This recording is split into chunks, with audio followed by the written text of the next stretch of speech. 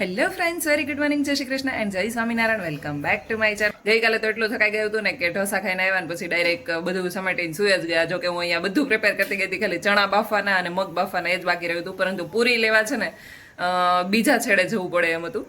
એટલે પછી અમે લોકોએ રસ્તામાં જ પ્લાન ચેન્જ કરી નાખ્યો કે આજે નહીં, હવે આવતીકાલે દહીં પૂરી ને પાણીપુરી ખાઈશું. એટલે અત્યારે છે ને હમણાં આપણે મગને તો એક સીટી જ બોલાવવી પડશે, કેમ કે આપણે પાણીની અંદર પલાળી દીધા હતા અને ચણાને બાફી લઈએ અને મગ બાફી લઈએ. એટલે આપણે બપોરે દહીં પૂરી અને પાણીપુરી ખાશું. જો વૃષભને બપોરે જ ખાવી હશે તો, અધરવાઇઝ સાંજે કરશું. અને બપોરે કંઈક શાક રોટલી કે એ ટાઈપનું કરી નાખશું. સવારે છે ને બધા પડદા બંધ જ રાખીએ છીએ, કેમ કે બહુ તડકો આવે આ બાજુથી. બહાર એટલો તડકો છે ને કે છોકરાઓને વેકેશન છે, પરંતુ અત્યારે સવારના ટાઈમે કોઈ છોકરાઓ અહીંયા રમતા ના જોવા મળે. વાગી ગયા છે 12 અને આપણે આવી ગયા છે કિચનમાં. અત્યારે બપોરે આપણે બનાવવાના છીએ કેપ્સિકમ કોબીનું શાક. કેપ્સિકમ બટેકાનું શાક પણ મેં ટ્રાય કર્યું છે અને કોબી સાથે કેપ્સિકમનું કોમ્બિનેશન પણ સારું લાગે છે, એટલે આજે આપણે એ ટ્રાય કરવાના છીએ. એટલે આપણે અહીંયા કેપ્સિકમ કટ કરી લીધું છે અને કોબી પણ કટ થઈ ગઈ છે અને કાકડી સલાડવા નહીં પણ હમણાં જક્ષુભાઈ માટે કટ કરી છે, એને હમણાં આપી દઈએ અને આપણે કોબીનું શાક વઘારી લઈએ. એની સાથે કેરી બહુ બધી પાકી ગઈ છે, એટલે આપણે એનો રસ કરવાના છીએ. રસ, રોટલી અને કેપ્સિકમ કોબીનું શાક. રસ ખાવામાં બહુ ઇઝી પડે, પરંતુ બનવામાં બહુ મહેનત જાય. જો આપણે બધી કેરી છે ને એનો રસ કાઢી લીધો છે અને અહીંયા રેડી છે આપણું કોબી અને કેપ્સિકમનું શાક. અહીંયા રસ નીકળી ગયો છે અને અહીંયા લોટ બંધાઈ ગયો છે અને હમણાં કૂણવી લઈએ. તો ચાલો હવે ખાલી રોટલી બનાવવાની બાકી છે અને 1:45 થઈ ગયો છે, તો આપણે પહેલા રોટલી બનાવી લઈએ. ચાલો, તો ભગવાનનો થાળ બનીને રેડી છે, ભગવાનને જમાડી લઈએ. ઠંડો ઠંડો કેરીનો રસ, કેપ્સિકમ કોબી બટેકાનું શાક, રોટલી. ચાલો, તો અત્યારે છે ને ચણા બફાઈ રહ્યા છે, મગ બફાઈ ગયા છે અને હવે પૂરી લેવા માટે જવાનું છે. તો વૃષભ ગયા છે એના ફ્રેન્ડ જોડે બહાર અને હું અને જક્ષુ લઈ આવીએ પૂરી. એટલે સાંજે આપણે જે ગઈકાલની પ્રિપેરેશન હતી અને ફાઇનલી એન્ડિંગ મળી શકે અને આપણે દહીં પૂરી અને પાણીપુરી બંને એન્જોય કરવાના છીએ સાંજે.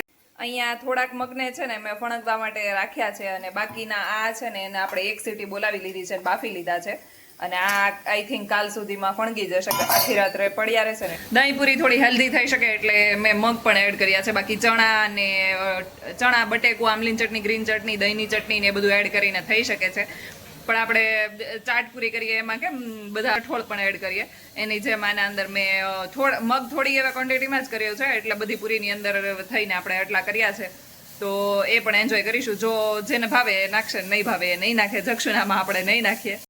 હમણાં ચણા બફાઈ જાય એટલે 1-2 સીટી થઈ જાય ને પછી આપણે જવાના છીએ પૂરી લેવા માટે.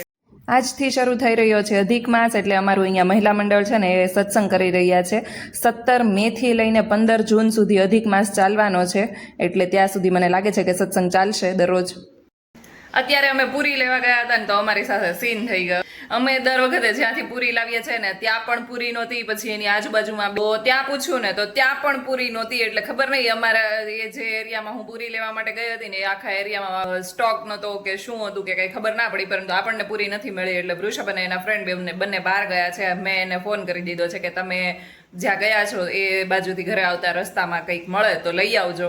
બાકી આપણી બધી પ્રિપેરેશન થઈ ગઈ છે ને પૂરી એક લાવવાની બાકી છે. હવે જોઈએ, આજે પૂરી મળી જાય તો સારું, આમ તો મળી જ જશે.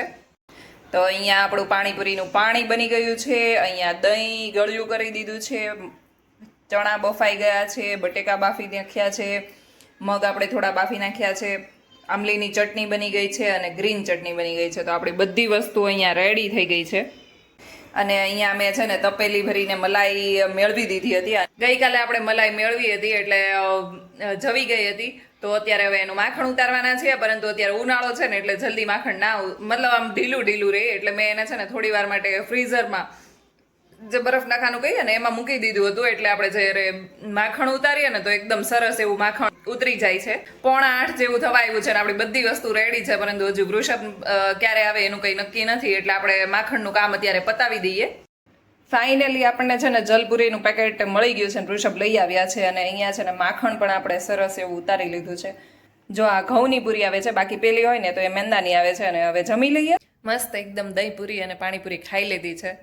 દહીં પૂરી ખાવાની બહુ મજા આવી, કેમ કે ઘણા ટાઈમ પછી ખાધી છે અને અત્યારે ઉનાળામાં છે ને દહીં પૂરી અને દહીં વડા ને એ બધું ખાવાની બહુ મજા આવે છે, કેમ કે દહીં છે ને એકદમ શરીર માટે ઠંડુ અને ઉનાળામાં ગરમી વધારે હોય ને તો દહીં પૂરી ને દહીં વડા ને એ બધું ખાવું જોઈએ. અને આજેથી શરૂ થાય છે અધિક માસ, એટલે કે અધિક જેઠ મહિનો શરૂ થાય છે અને એ છે ને દર 32 મહિને આવે.